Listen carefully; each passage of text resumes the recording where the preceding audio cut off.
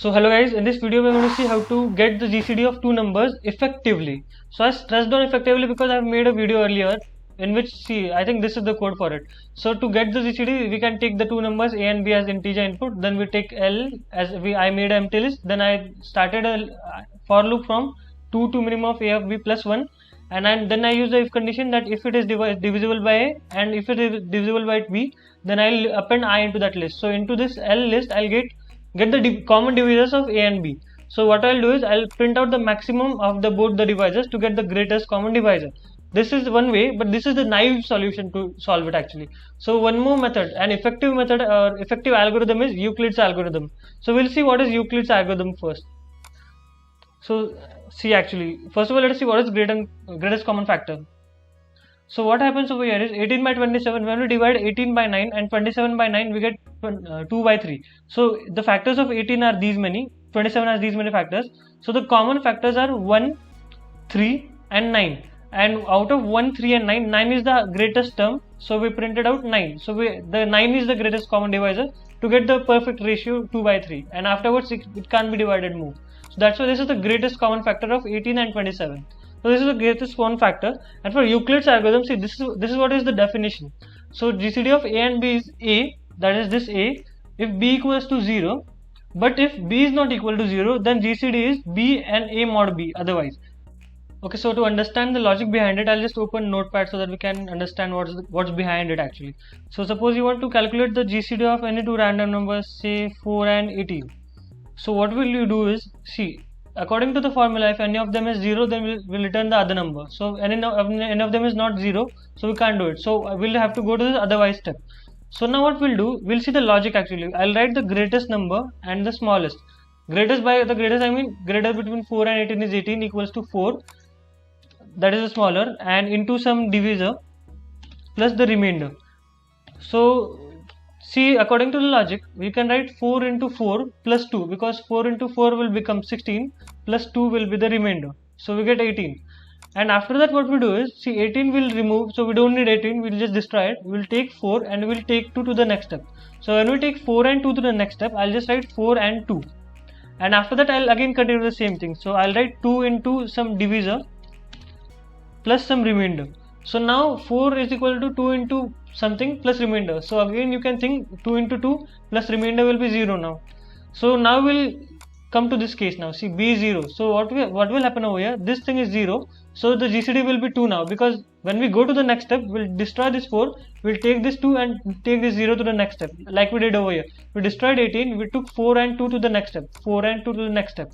In this way, we'll remove the similar way actually. We'll remove this 4. We'll take 2 and 0 to the next step.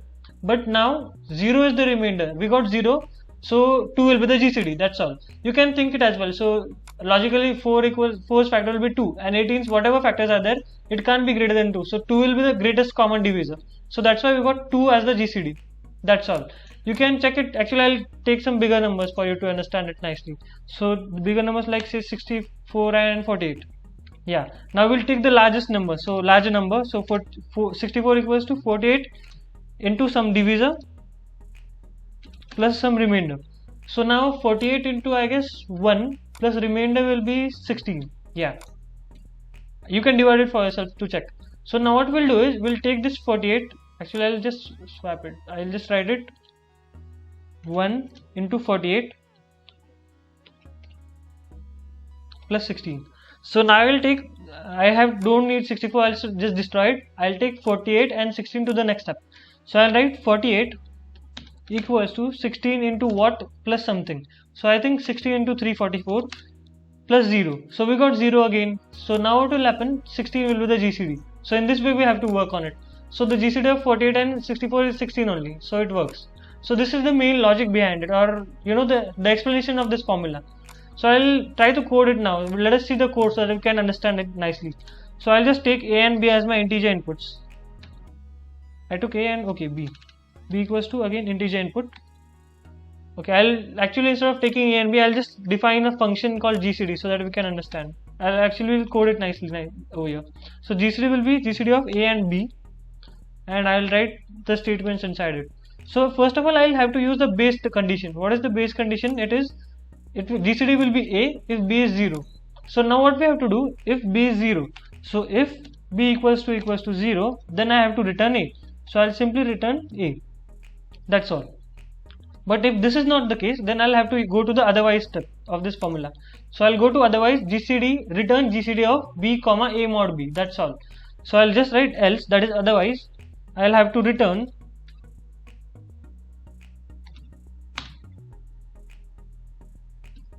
return GCD of,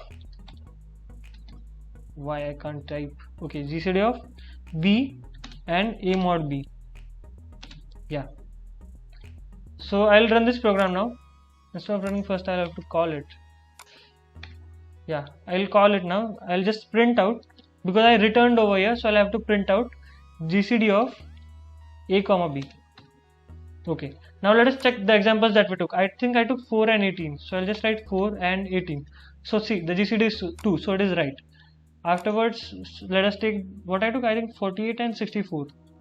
Yeah, 16. So it is right. Our logic is right actually. So let us discuss for 4 and 18. Oh, hold on. So 4 and 18. So see what will happen. I passed in 4 and 18. So it will check if b is 0. It will say no, b is not equal to 0. Then it will come to this statement, return GCD of b comma a mod b. That's what we did over here now.